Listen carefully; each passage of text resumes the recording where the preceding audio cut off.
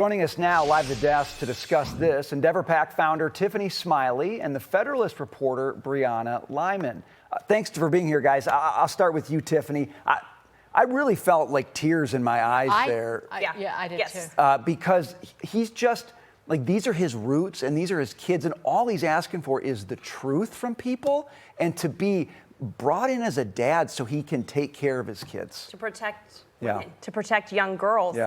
Sean is a hero. I wish more parents were like him and would stand up and protect women in sports. Look, in my former life, I was an OBGYN triage nurse. When parents had kids, it was male or female. There was never a third option. And when I look at this, it's these Democrat policies appear to be wanting or pushing to really erase womanhood. And not just that, they also want to make sure that we will not be successful in the very spaces that women fought so hard to create, opportunities that I was a recipient of.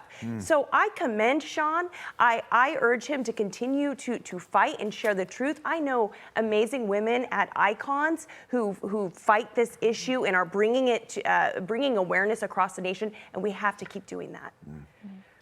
It astonishes me. And one father who is also standing up for young women is President Trump with his executive order on this issue. But it astonishes me that people in any school or any school district in leadership would decide to put young girls at risk. One, ignoring the issue of consent when it comes to a locker room, but a sport like this, you're putting young women in danger where you have a biological male serving on them and spiking balls in their face potentially. Right.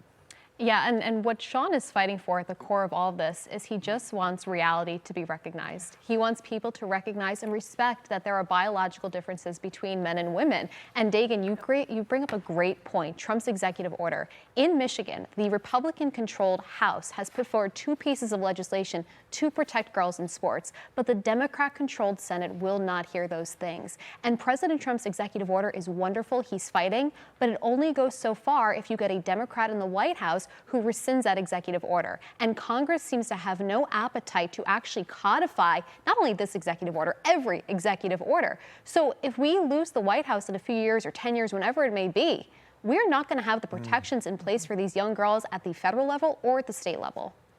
Yeah, Tiffany, I mean, the president sort of does what he can, but you need the broader American public to stand up and say we expect our legislators to make this rock solid law of the land, and it's a fight right now in Congress, and you've got some people who claim they love women and DEI or whatever, and they cannot stand up for young women. Yeah, that's where it's frustrating, because if this is the line the Democrats want to go down, then the midterms might look really, really bad for them.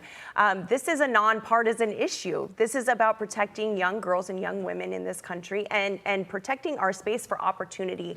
And what women, like I said, have fought so hard to create can just be wiped out like this if we do not stand up in our legislature and with our lawmakers. I urge parents to call them.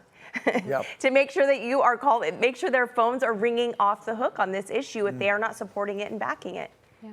Final word to you, Brianna.